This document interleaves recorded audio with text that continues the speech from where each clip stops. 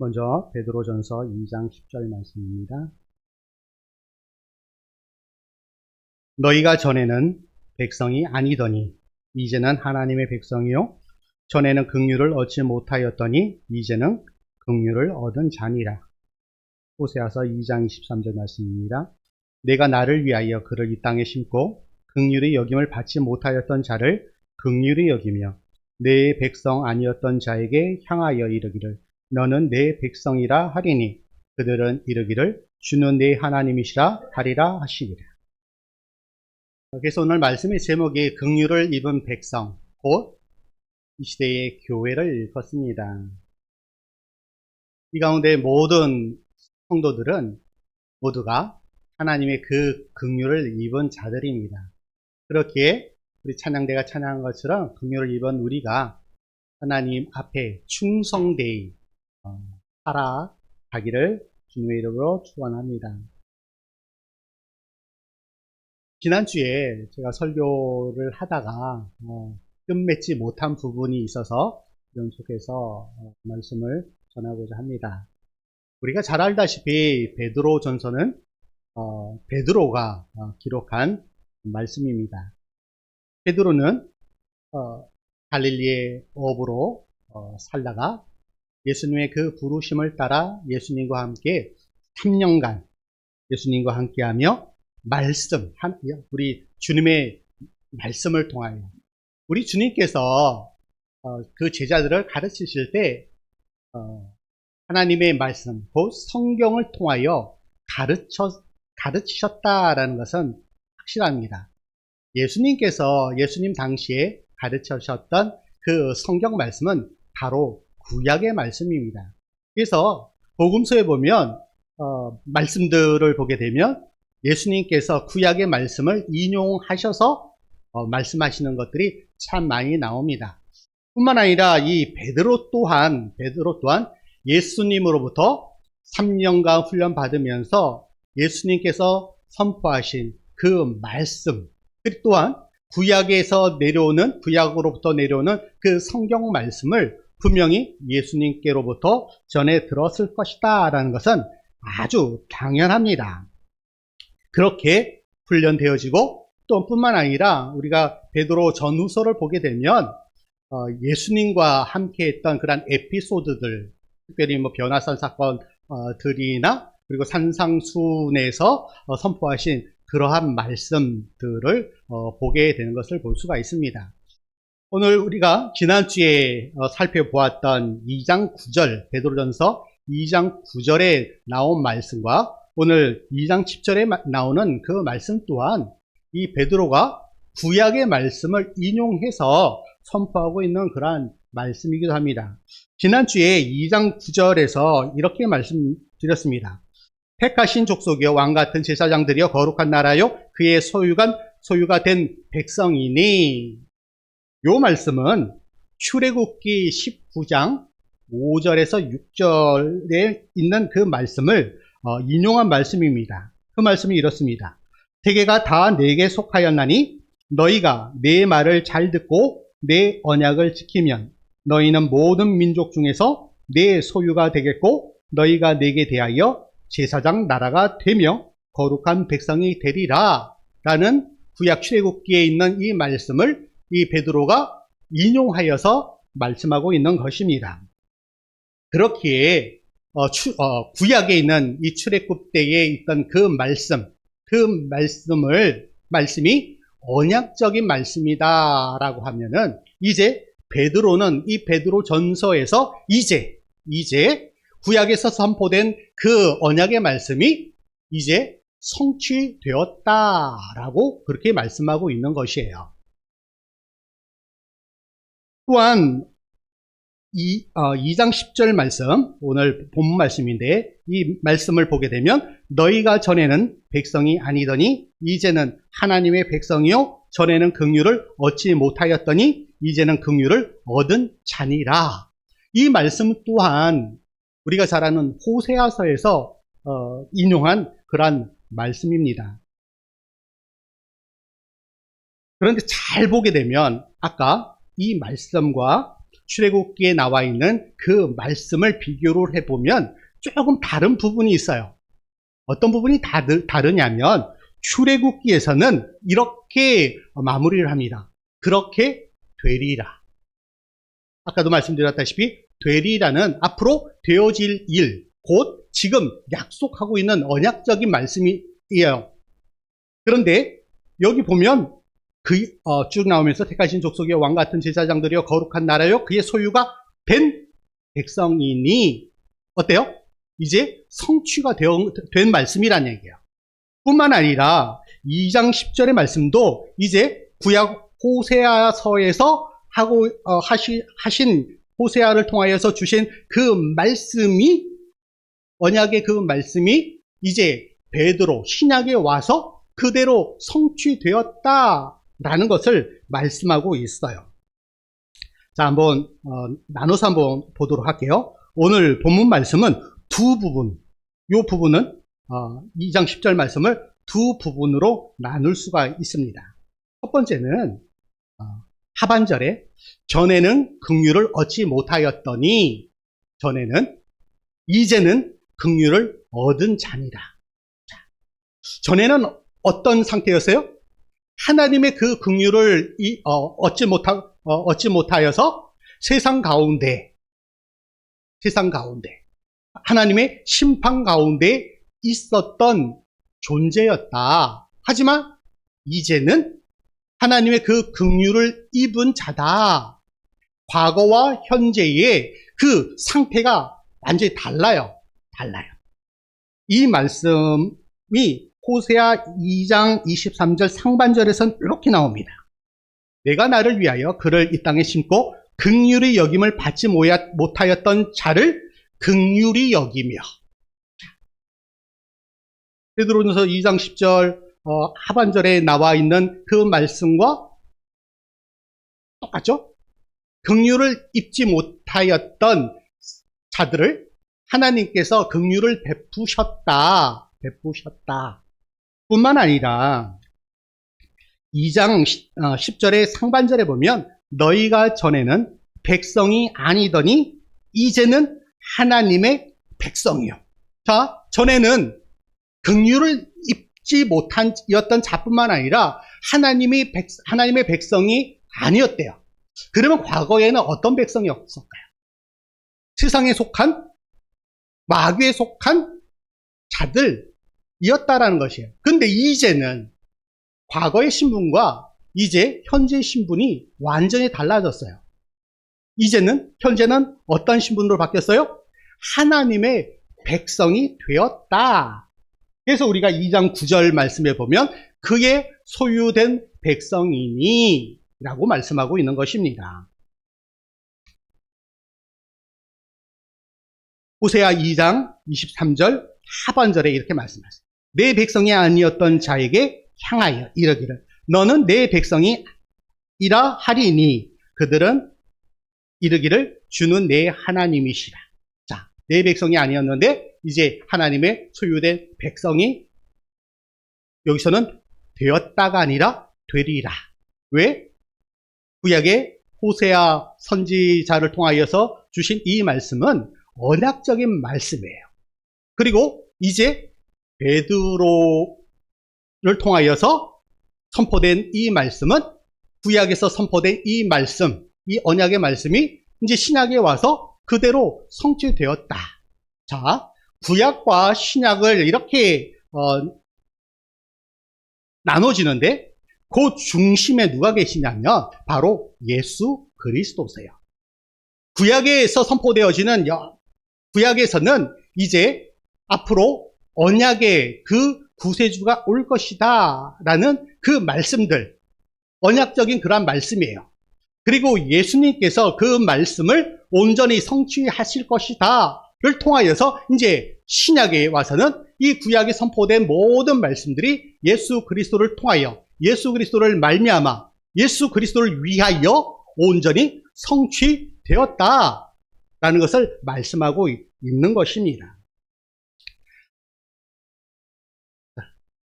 오늘 이 말씀 호세아서 말씀과 베드로전서 2장 10절에 나온 이 말씀이 어떻게 연결이 되는가 하는 것을 한번 살펴보도록 하겠습니다. 호세아는 우리가 잘 알다시피 호세아에 대해서 모르는 사람이 혹시라도 있을 수도 있어요. 호세아라는 사람은 북이스라엘이 가장 번성하던 시기인 여로보암 2세. 북이스라엘과 남유다가 나눠질 때 북이스라엘의 초대왕이 여로보암인데 그 여로보암과 구별해서 여로보암 2세라고 그렇게 일컬어요. 여로보암 2세 때는 어떤 시대였냐면 북이스라엘, 아니 남유다와 북이스라엘이 가장 번성하던 그 시기의 왕이 여로보암 시대예요. 모두가 평안하다, 모두가 살기 좋은 시대. 그런데 가장 영적으로는 부패되어진 그 시대가 바로 여로보암 2세 시대예요. 인류 기독교 역사를 쭉 보게 되면 문명적으로, 문화적으로 가장 번창했을 때 가장 종교적으로 타락했던 것을 볼 수가 있습니다. 중세시대가 그런 시대예요. 중세시대 때가 가장 타락한 시대라고 할 수가 있어요. 그래서 소위 중세시대를 지난주에도 언급했는데 중세시대를 암흑의 시대라고 그렇게 이야기를 해요. 문화적으로, 문명적으로는 그 시대가 기독교 국가다라고 일컫지만 그들의 영적 상태는 가장 타락한 시대.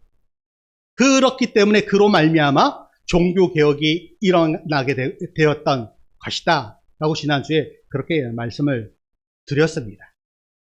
그렇듯이 호세아가 선지자로 부름받았던 그 시대가 가장 문화적으로, 문명적으로 모든 사람들이 번성하고 살기 좋았던 그 시대예요. 그런데 영적으로 타락한 그 시대상을 바라보면서 호세아가 말씀을 선포하고 있는 것입니다. 호세아에게는 아내가 있었습니다. 그 아내가 과거에 직업이 무엇이냐면 신전의 창기였어요. 신전의 창기라고 하면 우상 숭배를 드리는 그 신전에서 남자들과 관계를 맺고 그로 해서 그 신전에 들어오는 수입을 조성하는 그러한 일을 하던 그러한 사람이었어요. 여인이었어요. 그런데 하나님께서 그 여인을 아내로 맞이하라 라고 말씀을 하시는 거예요. 우리로서는 참 이해할 수 없는, 하나님이 어떠한 생각으로, 어떠한 뜻으로 그렇게 명령하셨을까 하는 것을 되게 의구심을 갖고 그렇게 느낄 수 있는 그런 말씀이에요. 그럼에도 불구하고 호세아는 하나님의 말씀에 순종해서 그 고멜을 아내로 맞이하게 됩니다.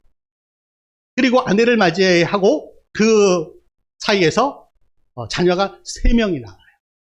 첫째가 이스라엘, 둘째가 롤루하마, 그리고 세 번째가 로암미라는 그 자녀를 낳게 되고 그들의 이름을 그렇게 지어요. 그런데 이 이스르엘하고 비슷한 어감을 가진 단어가 있죠? 뭐죠? 어떻게 느껴져요? 이스라엘하고 어감이 비슷하죠? 이스라엘이라는 말의 뜻은 심판이라는 의미예요. 심판. 하나님께서 심판하실 것이다. 그런데 이스라엘이라는 뜻은 우리가 잘 알다시피 하나님과 겨루어 이겼다라는 것이에요. 사람 편에서 하나님과 겨루어 이겼다가 이스라엘인데 이제 이스라엘은 하나님께서 이제 사람을 향하여 심판하시겠다라고 말씀하는 거예요. 정반대적인 그런 의미예요. 하나님께서 이스라엘을 축복하시고 하나님의 나라, 하나님의 백성으로 삼으셨는데 이제는 그 이스라엘을 이스라엘 하시겠다라고 그렇게 선포를 하고 있는 것입니다. 왜 그래요? 그만큼 시대가 타락했고 영적으로 타락했고 그들이 하는 모든 일들이 하나님이 보시기에 기뻐할 수 없는 그런 상태에 놓여졌기 때문에 이제 내가 너희를 심판할 것이다 라고 말씀을 하시는 거예요. 그러면서 둘째의 이름을 이렇게 짓습니다. 여호와께서 호세아에게 이르시되 그의 이름을 롤루하마라라 하라. 자, 여기서 롤루하마라는 그 이름의 뜻은 내가 너희를 더 이상 긍휼히 여기시지 않겠다라는 말, 그런 뜻입니다. 그리고 1장 9절에 보면 여호와께서 이르시되 그의 이름을 로암미라고 그렇게 이름을 지으라라고 말씀하세요.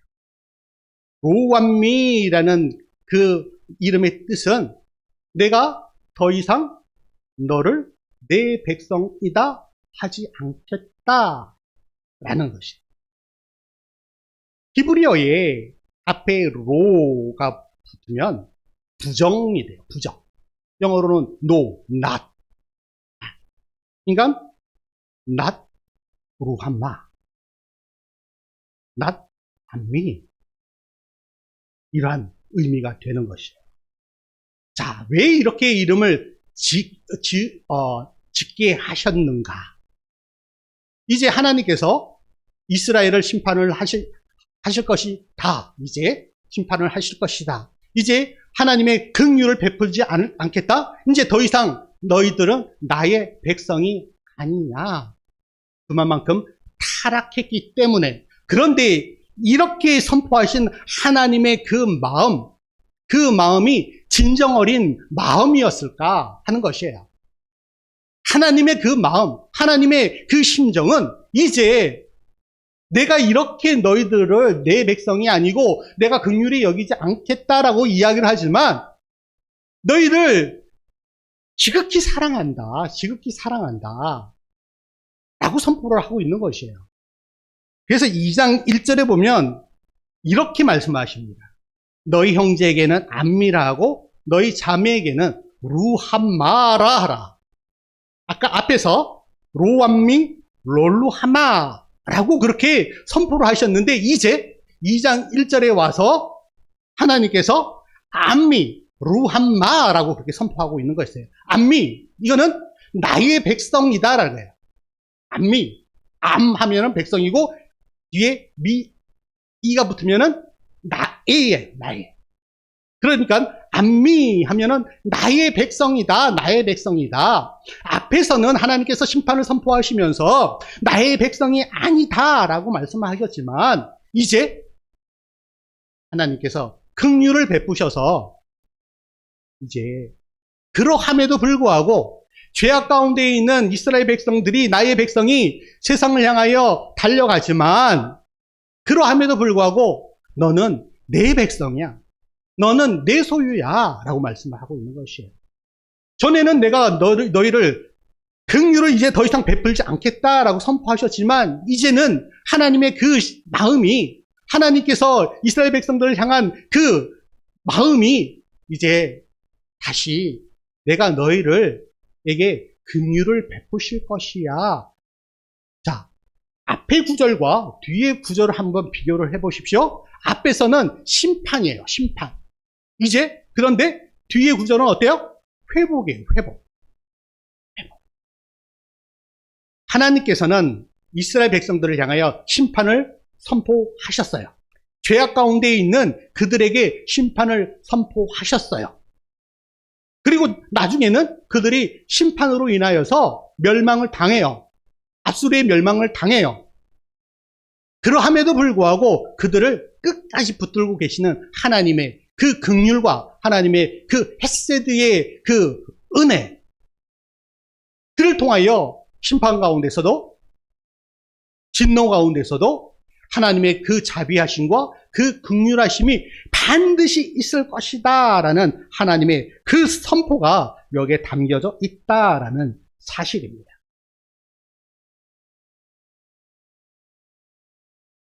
지금도 하나님께서는 저와 여러분을 긍휼히 여기세요. 그리고 긍휼을 베푸셔서 하나님의 자녀, 하나님의 백성으로 삼으셨어요. 그것이 어디다? 교회다. 이 시대의 교회다. 아무 소망 없고 아무런 가망성이 없는 세상에 속해서 죄에 휩쓸려 살아가는 그러한 존재, 하나님의 긍휼이 없이 하나님의 백성이 아닌 그 상황 속에서 살아가는 그러한 저와 여러분을 하나님께서 사랑하셔서 하나님의 그 아버지의 그 심정으로 저와 여러분을 택하여 부르셔서 하나님의 그 백성으로 하나님의 그 긍휼을 입은 자들로 함께 공동체를 이룬 교회로 세워주셨다라는 사실이에요. 그래서 우리는 어떠한 존재가 되었어요? 새로운 존재가 되었어요. 그래서 바울은 고린도후서 5장 17절에서 이렇게 말씀합니다. 그런즉 누구든지 그리스도 안에 있으면 새로운 피조물이라. 이전 것은 지나갔으니 보라 새 것이 되었도다. 우리가 예배 시작을 하면서 하나님 앞에 참회의 기도를 드립니다. 하나님께서는 우리가 참회하며 주님 앞에 나아갈 때 이전 것은 기억지 않으세요. 이전에 지었던 하나님의 긍휼하심이 없는 그 상태, 하나님의 백성으로 살아가지 않고 세상 가운데 살아갔던 그 상태였던 그것을 기억하지 않으시고 이제 새롭게 우리가 주님 앞에 참회하며 주님 앞에 나올 때 이제 우리 주님께서 그리스도 안에 있게 하시며 저와 여러분을 새로운 피조물로 삼아 주신다. 이제 모든 것들, 이전 것들은 다 지나갔다. 그렇게 이제 보라. 새 것이 되었다. 과거의 신분하고 지금 현재의 신분이 완전히 달라요. 이전 것은 지나갔기에 이제 새 것이 되었어요. 하나님의 긍휼을 입지 않았던 존재가 이제 하나님의 긍휼을 입은 자가 되었어요. 하나님의 백성이 아니던 자가 이제 하나님의 백성이 되었어요.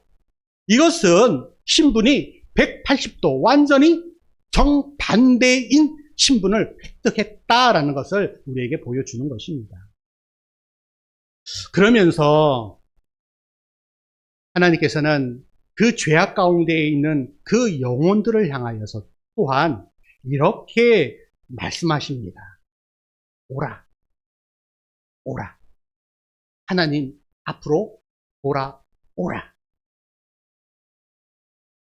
우리가 여호와께 돌아가자.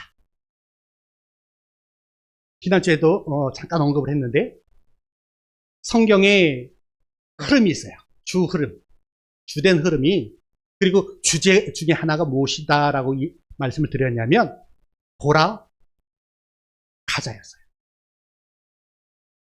종교개혁의 모토가 아드 폰테스트, 원전으로 돌아가자, 하나님의 말씀으로 돌아가자였던 것처럼 구약의 큰 흐름이 히브리어로 휴부, 곧 돌아가자예요. 돌아가자. 하나님께로 아무리 극악무도한 죄를 지었다 할지라도 회개하며 하나님 앞에 돌아갈 때 하나님께서는 반드시 심판 가운데서도 진노 가운데서도 회복시키실 것이다, 구원하실 것이다 라는 말씀이에요.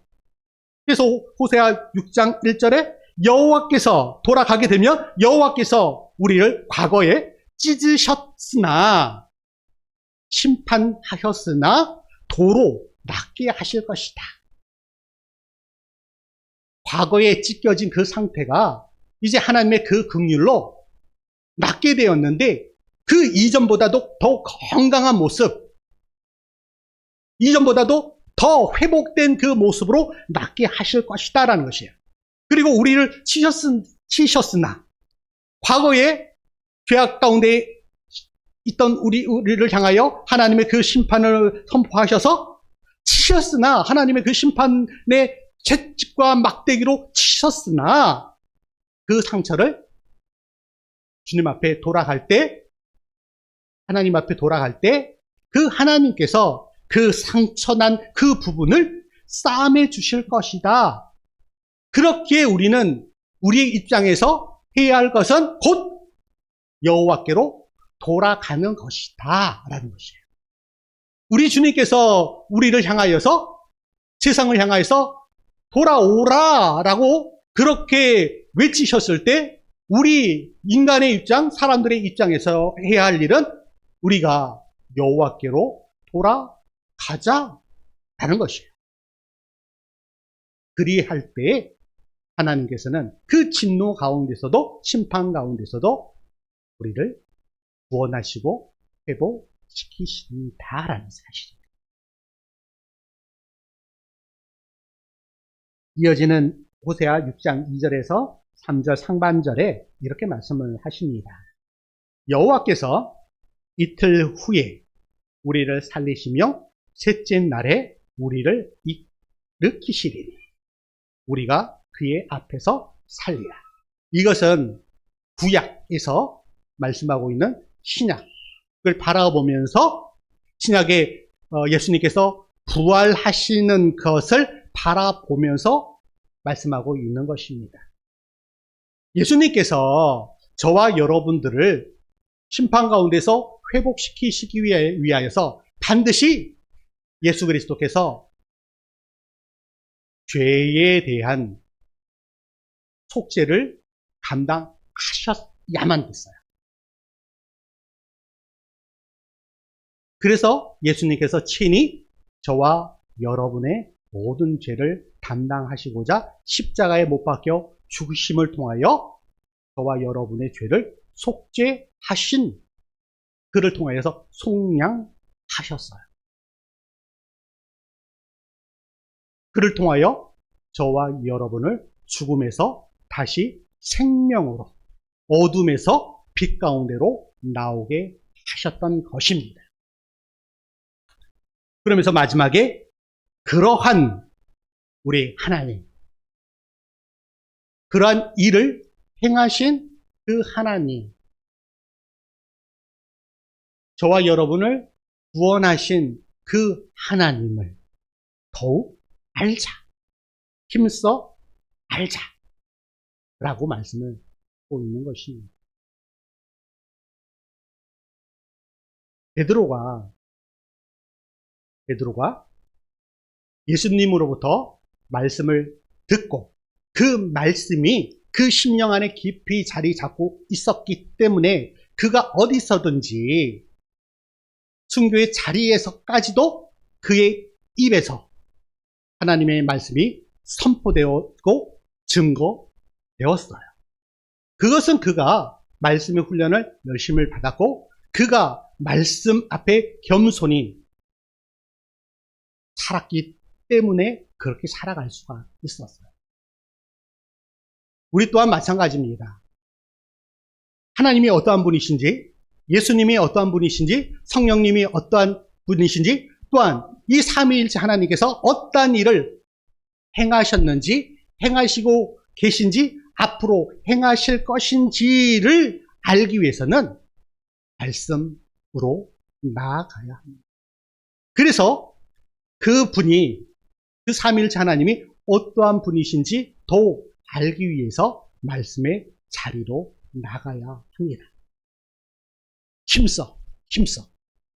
그러할 때 그 하나님께서 저와 여러분에게 그분들이 어떠한 분이신가 하는 것을 알게 하십니다. 그리고 그분들이 어떠한 일들을 하고 계신지, 하실 것인지를 저와 여러분에게 말씀해 주실 것을 믿습니다.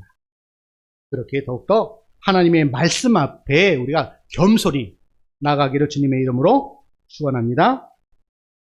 긍휼 없는 인생이 이제 하나님의 그 긍휼을 잊고 하나님의 백성이 아닌 세상과 버타며 살았던, 그렇게 살아가던 인생이 이제는 예수 그리스도의 은혜로 하나님의 백성이 되기 위해 참된 회개로 여호와께 돌아와 이제 하나님이 어떠한 분이신가를 더욱 사모하고, 또 우리 2024년 표처럼 그 예수 그리스도의 그 이름을 우리 심령 깊이 품고 또한 증거하고 전하며 뿐만 아니라 그렇게 살아내기를 주님의 이름으로 간절히 축원합니다. 기도합니다. 하나님 감사합니다. 긍휼이 없던 하나님의 백성이 아닌 자들을 우리 하나님께서 택하셔서 하나님의 소유가 된 백성, 긍휼을 입은 백성, 곧 교회로, 교회 공동체로 우리를 불러주시니 참으로 감사합니다. 이제 내가 하나님의 긍휼을 입은 백성으로서의 진정 어린 삶을 살아갈 수 있도록 인도하여 주시옵소서. 감사드리며 예수님 이름으로 기도합니다.